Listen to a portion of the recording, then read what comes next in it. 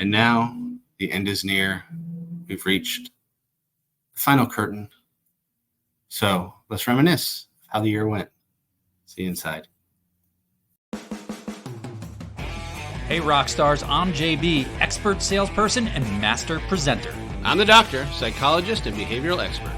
This is the Entrepreneur Mastery Lab podcast. Welcome for the last time to the Entrepreneur Mastery Lab podcast. And why do I say last time? It's not because we're done, but we're doing our rebranding in the new year.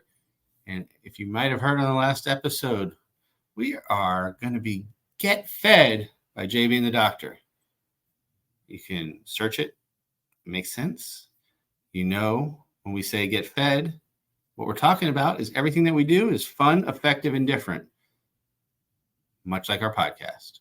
So we're going to have a lot of fun in the new year. But until then, we are going to do our clip show today, baby. We're going to reminisce a little bit.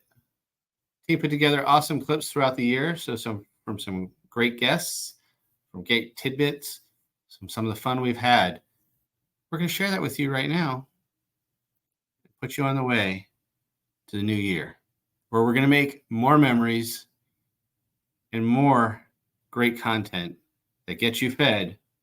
So as we dive into the end of the next year, we got to do this all over again. So sit back and enjoy the ride as we take a journey through the EML podcast in 2023. Enjoy the ride. I am pumped to introduce a good friend and colleague, Hayden. Hayden, welcome to the show, man. $70,000 have gone to families over the course of the year. We have connected people with real estate agents, with other organizations like United Way that have a plethora of services. I had a case recently after Hurricane Ian where he didn't need financial support. He just needed a freaking dumpster. Couldn't get a dumpster. He needed to gut his house because of the water damage. So I got on the phone with one of our members, and sure enough, Coastal Waste and Recycling 2 days later is delivering a 20-yard dumpster to this guy. It's literally connecting the dots. So it's not always financial. It's not always mental health services. There's lots of ways that we can help, and every case is different.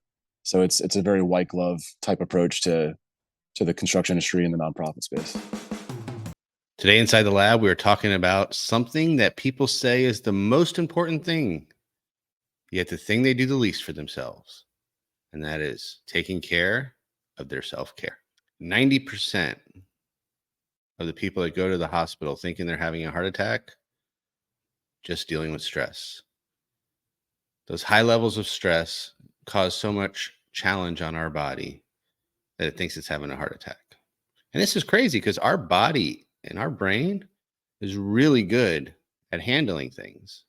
It's really good at adapting to the challenges that we're going through. The fight or flight, that survival, it evolved over time in a lot of ways to get even more efficient at handling stressors. However, it's not supposed to do it nonstop 24/7. It's supposed to do it in bursts to keep you safe. So when we don't take those breaks, what happens? It starts to wear on us. We have those feelings, those stressors, those symptoms that's similar to a heart attack. But it also could be many other things: fatigue, irritability. You ever get really short with other people and you're wondering why? It's probably because you need a break. So we want to just talk a little bit about making sure that we're doing that. How do we just take breaks? I know we're busy. Most of you listening are entrepreneurs, business owners. This pertains to anybody. Parents that are taking their kids to sporting events. It doesn't matter. Everyone's dealing with different kinds of stress, and everyone needs to take breaks. Even more so here in the summertime with the heat levels going up. We need to make sure we're taking care of ourselves, staying hydrated. One of the other challenges, if we're not taking those breaks and taking care of ourselves, is we get run down. And when we get run down, it gives us a chance to get sick.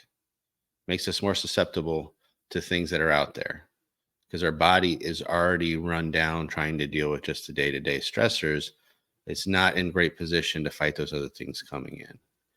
So then you get sick, and then you get put behind on work.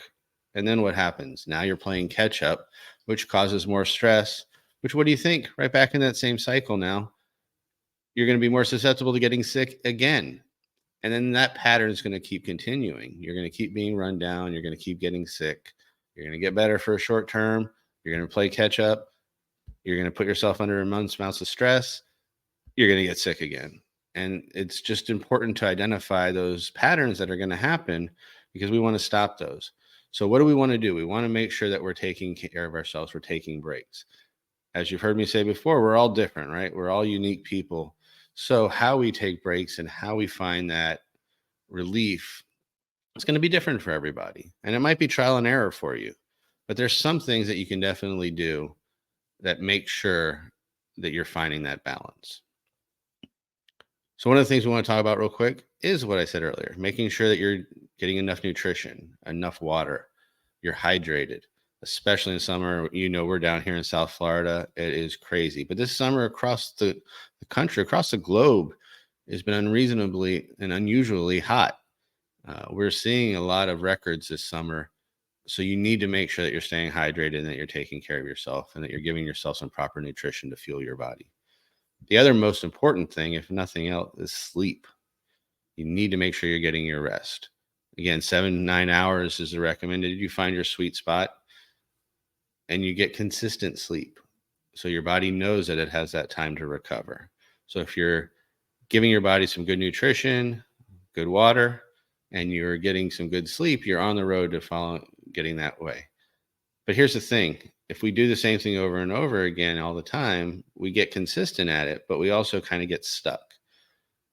And we need to just take some breaks just to disrupt those patterns so that our body has a chance to even recover more. So whether it's a vacation or it is just taking a day for self-care, it actually could even just be a few hours of self-care throughout your week. Do something to interrupt those patterns to give your body a chance to recover even more. Find some stuff that you like to do. Read a book. It could be watch TV. It could be go for a walk. Do these things that are just giving you a chance to get out of your day-to-day rat race that we get stuck in so easily. Especially as entrepreneurs and business owners, there's no one there to pick up the slack a lot of times. We have to do it. So we put ourselves under these pressures that we have to keep going nonstop. And that's the worst thing you can do, because if you keep going nonstop, your body's going to stop you. It's not going to be your choice. It's just going to happen. So make sure we're putting ourselves in place to take care. We talk about summer. We talk about vacations. I know a lot of you out there have taken vacations, but you're doing it with family.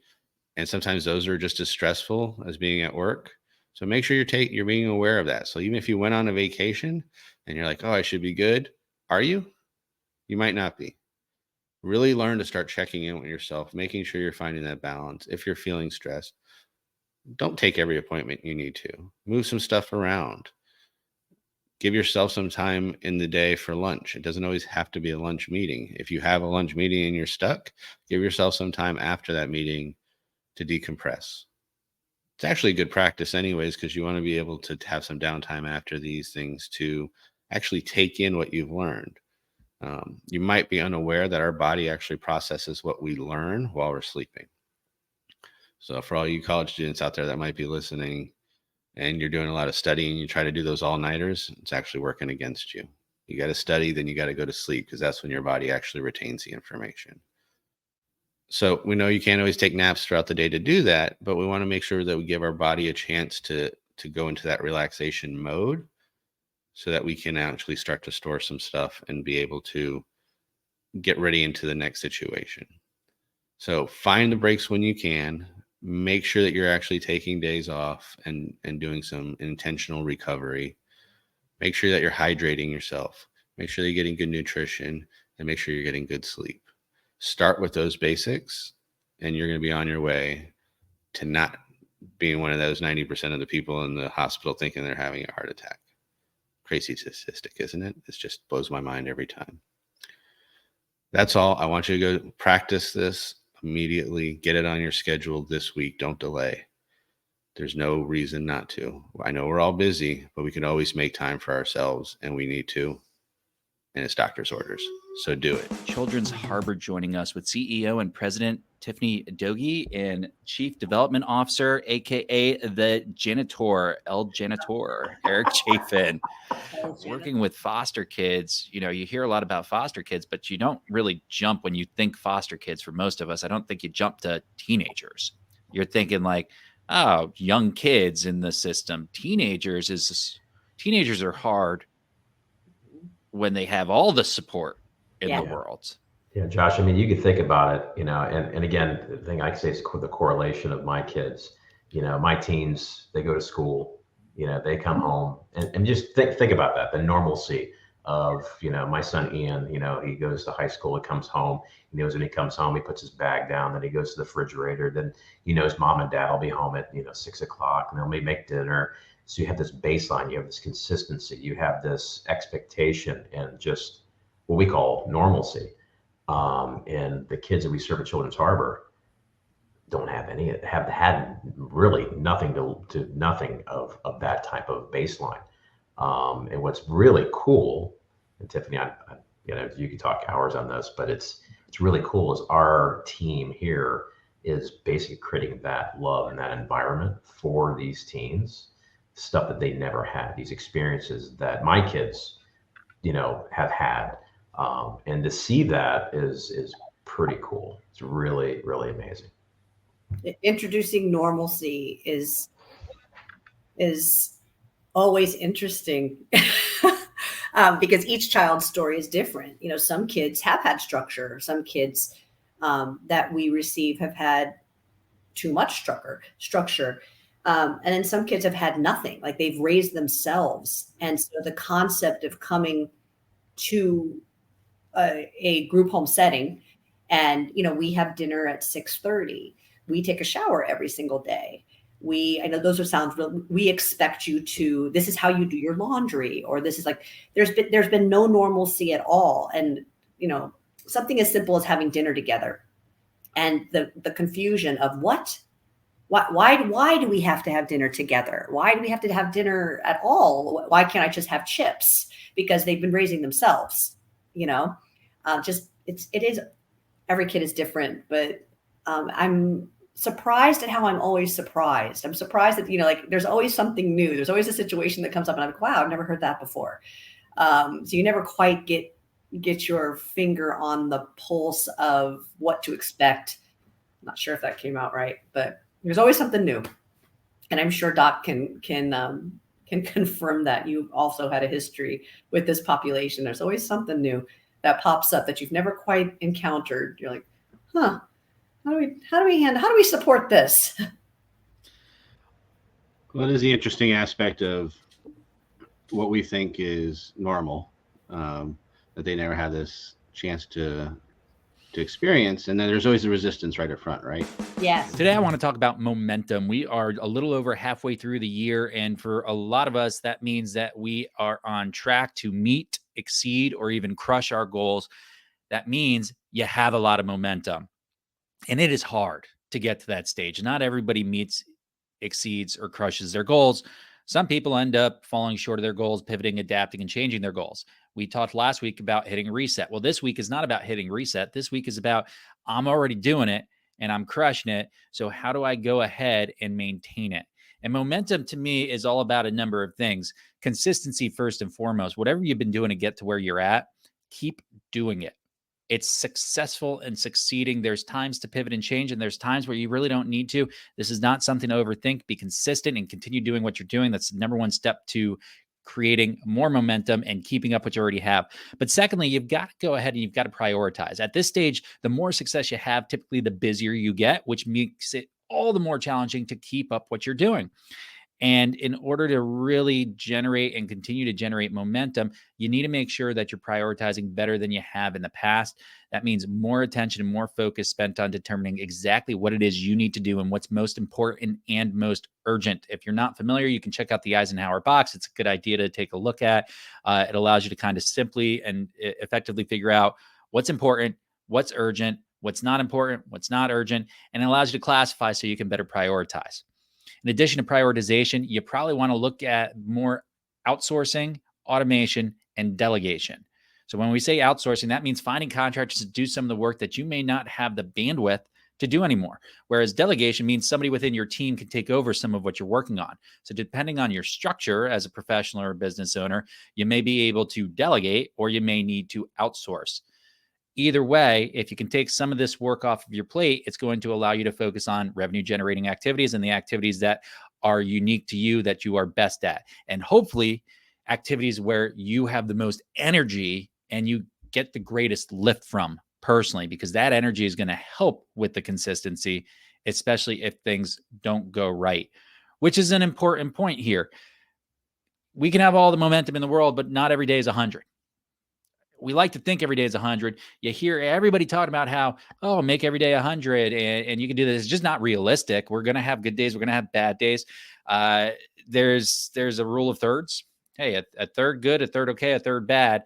Not too terrible of a way to look at this. Some of your days are going to be excellent. Some of your days are going to be okay. And some are going to be not so good, a little crappy.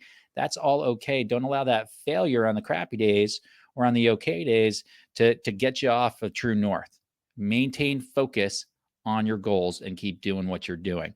So we talked about consistency and maintaining what you're doing. We talked about outsourcing or delegation. Automation's next up on board. You want to be able to automate. This just means taking a look at your processes or having somebody take a look at the processes to figure out, hey, what is there that I can do differently here, which just automates it. So instead of me having to manually do something and take a minute or two to go ahead and do something, I have it done for me or on my behalf. And that can shave a few minutes a day, and a few minutes a day can matter when you're really busy and you have a lot of success. And the whole goal here is to continue building on that success. Everything we're talking about is maintaining momentum and continuing to grow and develop, which, by the way, if you've come this far, you're doing absolutely fantastic. I've got a couple other tips here that I think are really important to keep in mind. Balance, especially self-care and health. A lot of times we run hard, especially if you're a type A personality and you're starting to see momentum. You keep pushing hard. You don't necessarily let your foot off your gas. I'm not suggesting that you do, but I am suggesting that you want to make sure that you're taking care of yourself and you're creating some balance in your life, because the last thing you're going to want to hit or impact your momentum is to get sick or to find yourself not operating at your peak performance. And so everything we should be doing at this point is to make sure that we're maintaining ourselves just as much as we're maintaining the momentum in our business. Take care of yourself, do something for yourself, make sure you're giving yourself the time that you need. If you've been working really hard and pushing really hard, take a breath, pause, sharpen the axe.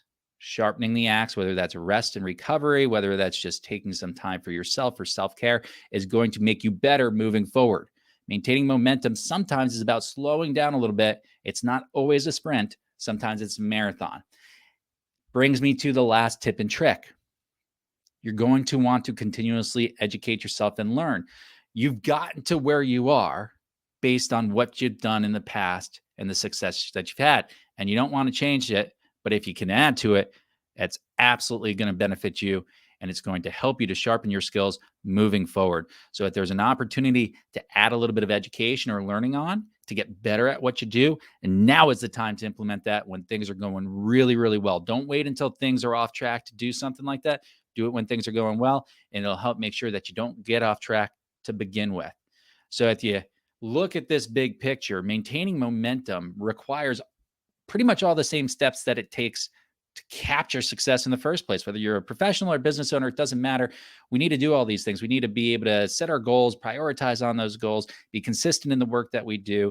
We need to automate, delegate, outsource. We need to go ahead and take care of ourselves. We need to educate ourselves, and we need to accept failures when we have it. If we could do all these things, we're going to be successful. But that's also the key to becoming more successful and maintaining that momentum. So if you happen to be crushing it this year, if you are killing it and you are going out there and you've either met, you're exceeding, or you're crushing the goals that you have, and you want to maintain momentum, do all those things. And I promise you, you're going to see tremendous results, and you're going to have a great end to the year. So allow me to introduce our guest. We're joined here today by Dr. David Troy, founder of Near Hiring. The cost of turnover in business is huge. Right? Extraordinary. I mean, take a guess because it's such a big number, but it's talk about over $1 trillion a year in cost of turnover, which is something that we talk about when it just comes to employee retention.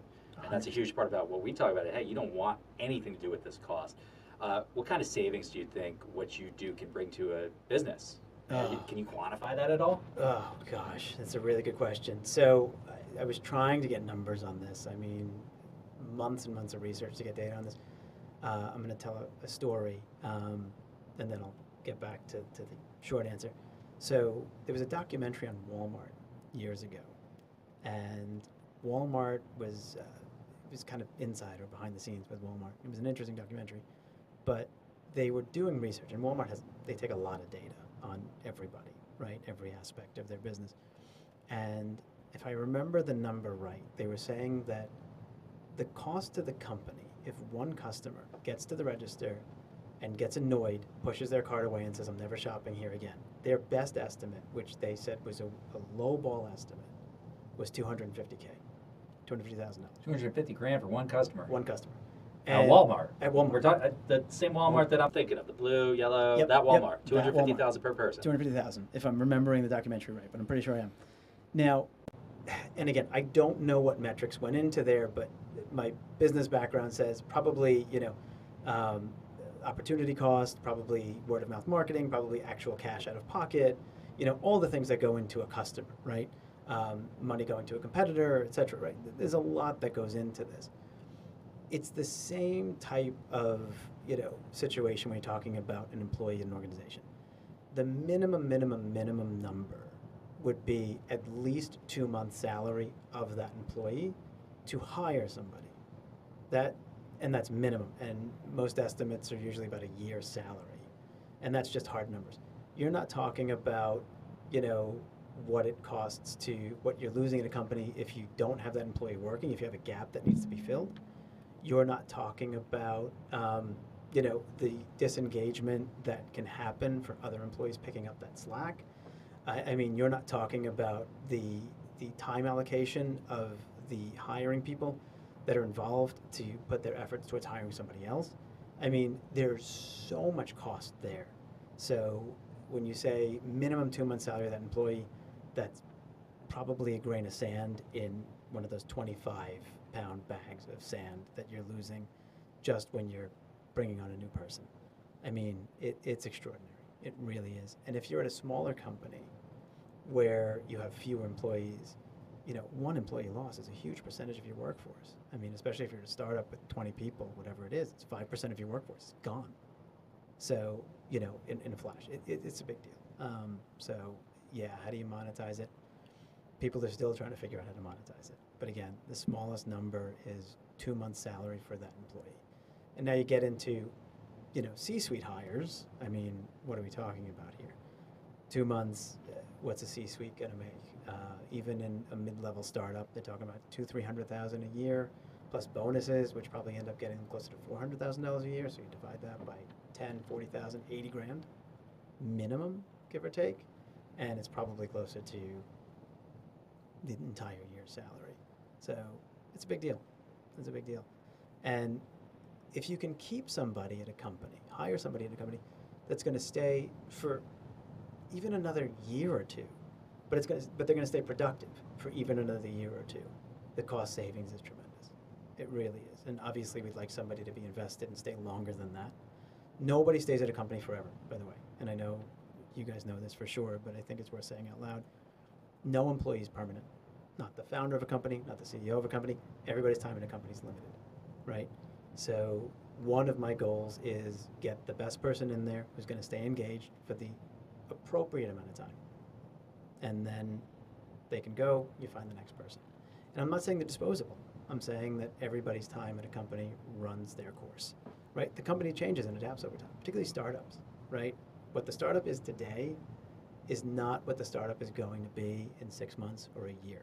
And the person that filled that position now might not be the person that the company needs going forward. So it's also something to be mindful of.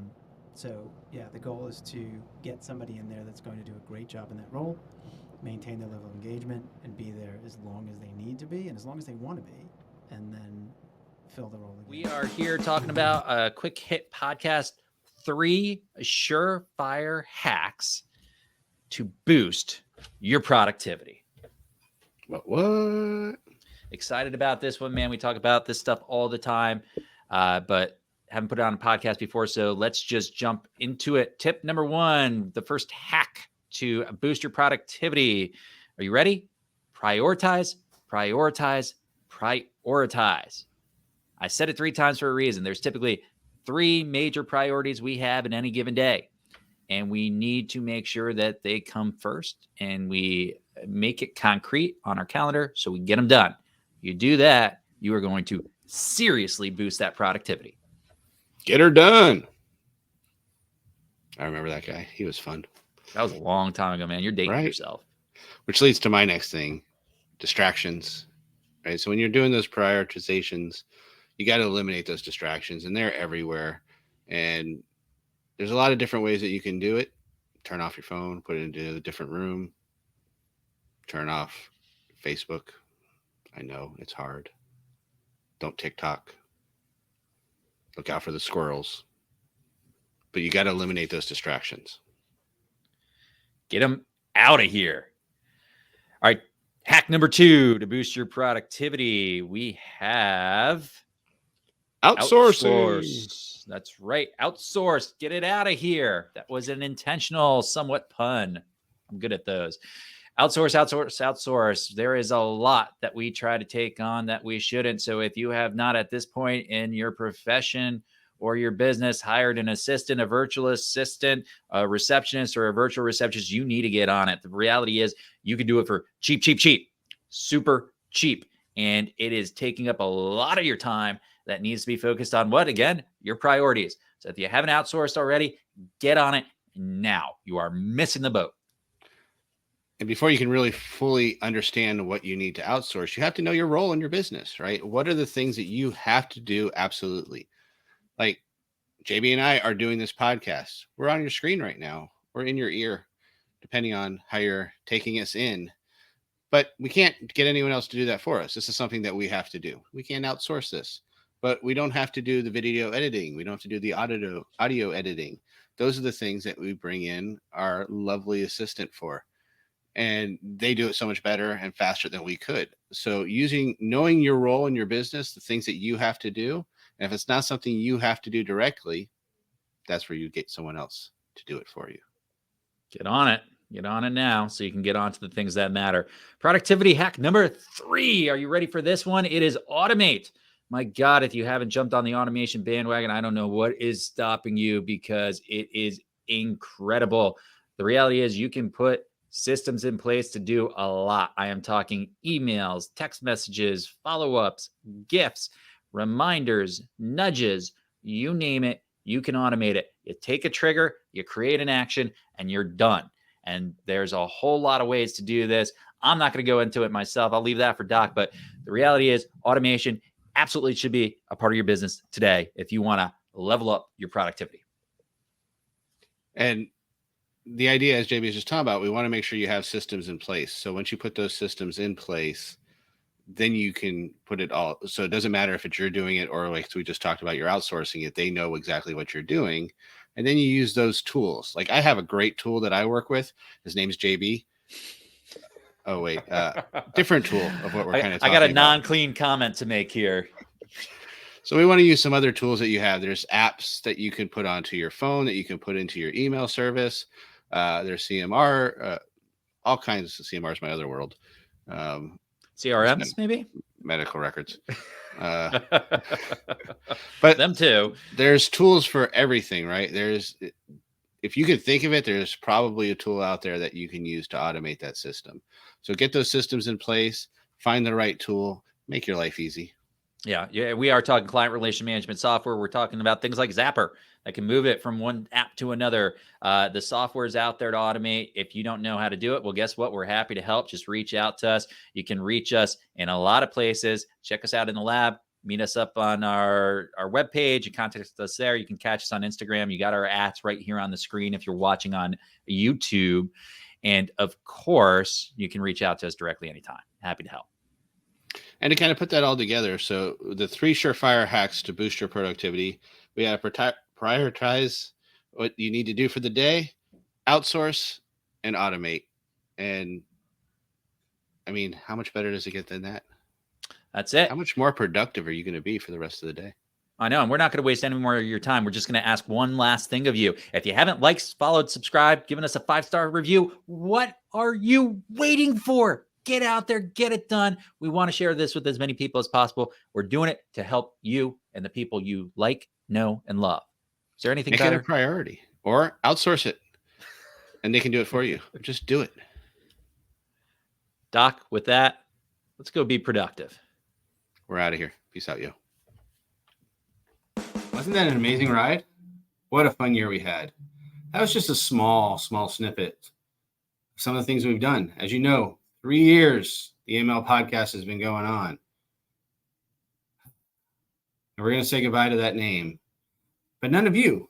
So make sure you subscribed, liked, and followed and shared, because next week we come at you again, all new. Get Fed by JB and the Doctor podcast. So excited to bring some new energy to what we do. So make sure you check that out. I hope you enjoyed the ride. It's been a fun year. We're not going anywhere. We'll be right back next week, just like nothing else happened. But I want you to enjoy that holiday week. As we've been talking about the last few weeks, it's time for a reset, a refresh. And that's what I need you to do right now. And then come back and join us next week, where it's going to say Get Fed by JB and the Doctor on your podcast screen, Spotify, Apple, YouTube, all those places that you find it. You're still going to find it, just with a different name. But it's still going to be JB and I, and we're still going to be bringing you all this information. We're going to feed you well. So we can't wait for that to happen. Thank you for spending this last year with us. We really, truly appreciate it, the last 3 years. And we're going to continue to do it going forward. So you have nothing to worry about. In the meantime, tell me everything you thought about the show, your favorite clip, maybe one that we didn't do. They're all out there. You can still find them. So let us know which is your favorite. Slide into our DMs. We'd love to hear from you. Makes my day every time I get to read your messages. And you know I always respond. So do that. Meantime, follow us on all our social media at JB and the Doctor. That hasn't changed. And of course, if you need any information about anything that we do or want to reach out to us, you can do that at jbandthedoctor.com. That hasn't changed, although it's looking fresh. Our website did get a little updating also. Getting ready for that new year, baby. So check it out. Let us know what you think. Appreciate you all. See you in the new year. Enjoy, celebrate, evolve, get fed. And we'll see you then. Peace out, you.